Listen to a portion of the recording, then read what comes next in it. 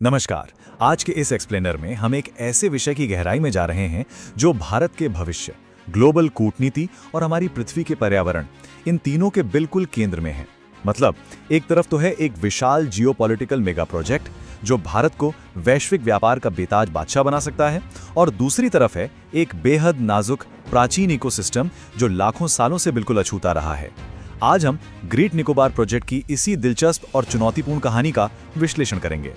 तो चलिए सीधा मुद्दे पर आते हैं। आज की इस निष्पक्ष चर्चा में हम इन मुख्य पहलुओं से गुजरेंगे। सबसे पहले एक शांत द्वीप का जागना, फिर समझेंगे मलक्का जल डमरू मध्य की दुविधा, उसके बाद सिंगापुर बंदरगाह से सीधा मुकाबला, फिर बात करेंगे उन जंगलों, कछुओं और जनजातियों की जिन पर इसका असर पड़ेगा, और अंत में वनीकरण यानी अफॉरेस्टेशन पर चल रही भारी बहस। आगे बढ़ने से पहले चैनल को सब्सक्राइब करें और बेल आइकन को जरूर दबाएं ताकि आपको हर नए वीडियो का नोटिफिकेशन सबसे पहले मिले। शुरुआत करते हैं हमारे पहले हिस्से से, एक शांत द्वीप का जागना। जरा उस जगह की कल्पना कीजिए जहां भारत की जमीन खत्म होती है और बस एक अंतहीन गहरा नीला समंदर शुरू होता है। हम बात कर रहे हैं इंदिरा पॉइंट की। ये वो जगह है जहां आज भी प्रकृति अपने सबसे पुराने और घने रूप में मौजूद है, लेकिन ये सन्नाटा अब एक बहुत बड़े बदलाव की दहलीज पर खड़ा है। अब देखिए, इस द्वीप का महत्व कोई आज अचानक से नहीं खोजा गया है। अगर हम इतिहास के पन्ने पलटें तो मराठों से लेकर अंग्रेजों तक और 1940 के दशक में दूसरे विश्व युद्ध के दौरान जापानियों ने भी इसके नौसैनिक महत्व को बहुत अच्छे से पहचाना था। साल 2001 में भारत ने यहाँ अपनी पहली ट्राई सर्विस कमांड स्थापित की। 2004 की भयंकर सुनामी ने एक बार तो विकास की सारी योजनाओं पर ब्रेक लगा दिया था, लेकिन 2021 में नीति आयोग ने एक विशाल मास्टर प्लान पेश किया, और अब नेशनल ग्रीन ट्रिब्यूनल यानी एनजीटी ने इस मेगा प्रोजेक्ट को अपनी तरफ से हरी झंडी दे दी है। ये भौगोलिक स्थिति ही सबसे बड़ी वजह है कि यह जगह इतनी खास है। 6 डिग्री चैनल, जो कि मात्र 150 किलोमीटर चौड़ा एक समुद्री रास्ता है, ग्रेट निकोबार को इंडोनेशिया के सुमात्रा द्वीप से अलग करता है। ये भौगोलिक निकटता भारत को दक्षिण पूर्व एशिया के प्रमुख व्यापारिक मार्गों के बिल्कुल मुहाने पर लाकर खड़ा कर देती है। और यहीं से शुरू होता है हमारा दूसरा पॉइंट, मलक्का जलडमरू मध्य की दुविधा। चलिए इसे एक तटस्थ और विश्लेषणात्मक नजरिए से समझते हैं कि कैसे पानी का एक छोटा सा रास्ता पूरी दुनिया की ताकतों को कंट्रोल कर सकता है। असल में ये चीन की सबसे बड़ी दुखती रग है। चीन अपनी जरूरत का 80% तेल और अपना लगभग 40% वैश्विक व्यापार इसी मलक्का जल डमरू मध्य के जरिए करता है, और यहीं पर भारत को एक रणनीतिक लाभ मिलता है। चीन ने भारत को घेरने के लिए जो स्ट्रिंग ऑफ पर्ल्स रणनीति बनाई है, उसका सबसे तगड़ा और सीधा जवाब ग्रेट निकोबार है। अगर भारत यहां अपनी सैन्य पकड़ मजबूत कर लेता है तो संकट के समय वो चीन की इस लाइफलाइन पर नजर रख सकता है या उसे ब्लॉक भी कर सकता है। कूटनीति की दुनिया में इसे ही मलक्का डिलेमा कहा जाता है। अब आते हैं तीसरे पहलू पर, सिंगापुर बंदरगाह से मुकाबला। क्योंकि बात सिर्फ सेना या युद्ध की नहीं है, लक्ष्य सिर्फ रणनीतिक सुरक्षा तक सीमित नहीं है, बल्कि उस खरबों डॉलर के वैश्विक व्यापार का हिस्सा बनना भी है, जो आज भारत के बिल्कुल बगल से होकर गुजर जाता है, लेकिन हम उसका फायदा नहीं उठा पाते। जरा इस आंकड़े पर गौर कीजिए, 80,000 करोड़ रुपए। ये 10 अरब डॉलर से भी ज्यादा का एक विशाल बजट है। ये पूरा project public private partnership model पर आधारित है, जिसमें मुख्य रूप से अडानी समूह का नाम सामने आ रहा है।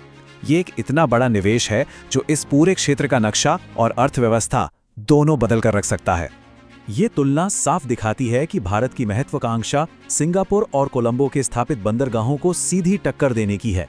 भारत के ज्यादातर बंदरगाहों में पानी इतना गहरा नहीं है कि दुनिया के सबसे बड़े कार्गो जहाज सीधे किनारे तक आ सकें, लेकिन ग्रेट निकोबार में प्राकृतिक रूप से गहरा पानी मौजूद है। इसका मतलब है कि यहाँ एक ऐसा ट्रांसशिपमेंट हब बन सकता है जो सालाना 1.6 करोड़ कंटेनरों को संभाल सके।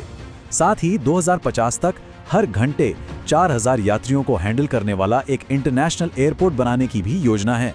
आसान शब्दों में कहें तो भारत इस क्षेत्र का नया सिंगापुर बनना चाहता है।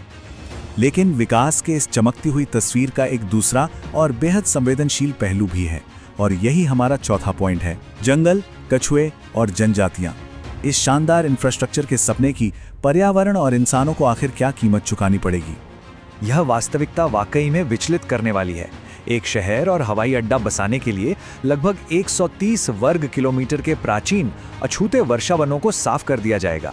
इसका सीधा सा मतलब है 10 लाख से ज्यादा सदाबहार पेड़ों का कटना। गैलाथिया बे, जो दुनिया के सबसे बड़े लेदरबैक कछुओं का घर है, उसका अस्तित्व खतरे में पड़ जाएगा। खारे पानी के मगरमच्छ और वहां पाई जाने वाली मूल मकाक बंदरों की प्रजातियां अपना घर खो देंगी। और सबसे बड़ी मानवीय त्रासदी तो उन शोम्पेन और निकोबारी जनजातियों का संभावित विस्थापन है, जिनका बाहरी दुनिया से कोई संपर्क ही नहीं रहा है। विकास की इस रफ्तार में लाखों सालों के इवोल्यूशन पर बहुत बड़ा रिस्क लिया जा रहा है।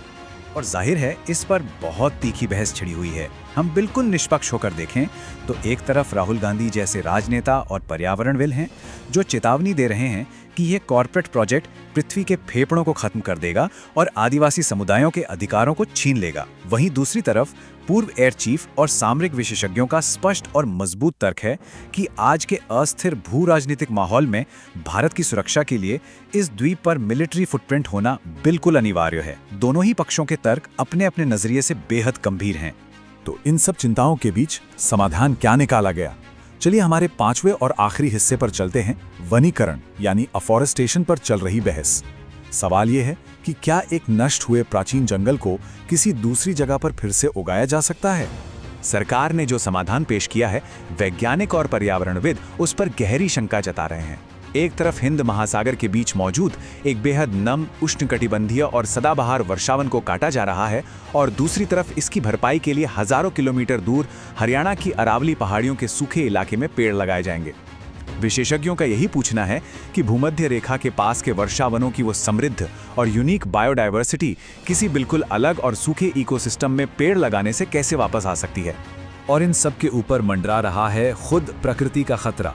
हमारे स्रोतों से निकली ये लाइन एक बहुत गहरी चेतावनी देती है। जब समंदर अपना हिसाब मांगता है तो बड़े बड़े साम्राज्य भी कागज की कश्ती की तरह बह जाते हैं। हमें ये बिल्कुल नहीं भूलना चाहिए कि अंडमान और निकोबार एक अत्यधिक सक्रिय टेक्टोनिक जोन में आता है। 2004 की सुनामी ने ये साफ दिखा दिया था कि प्रकृति की ताकत के आगे हमारा कंक्रीट का विकास पल भर में ढह सकता है। ऐसे फॉल्ट लाइन पर इतना विशाल इंफ्रास्ट्रक्चर खड़ा करना अपने आप में एक बहुत बड़ा जुआ है। तो अब हम इस एक्सप्लेनर के अंत में आ पहुंचे हैं और ये पूरा विश्लेषण एक ऐसा सवाल छोड़ जाता है जिस पर हमें गहराई से विचार करना होगा। क्या मलक्का स्ट्रेट को कंट्रोल करना, चीन को जवाब देना और खरबों डॉलर के वैश्विक व्यापार का हिस्सा बनना, क्या ये सब उस प्राचीन जंगल, उन अछूती जनजातियों और उस अनमोल इकोसिस्टम को हमेशा के लिए मिटा देने की कीमत पर जायज है? विकास और प्रकृति की इस कश्मकश में सही रास्ता क्या है? ये एक ऐसा सवाल है जिसका जवाब शायद आने वाला वक्त ही देगा। इस चर्चा में हमारे साथ जुड़ने के लिए आपका बहुत बहुत धन्यवाद। दोस्तों, ऐसे ही और वीडियोस के लिए चैनल को सब्सक्राइब करें और बेल आइकॉन को ज़रूर दबाएं ताकि आपको हर नए वीडियो का नोटिफिकेशन सबसे पहले मिले।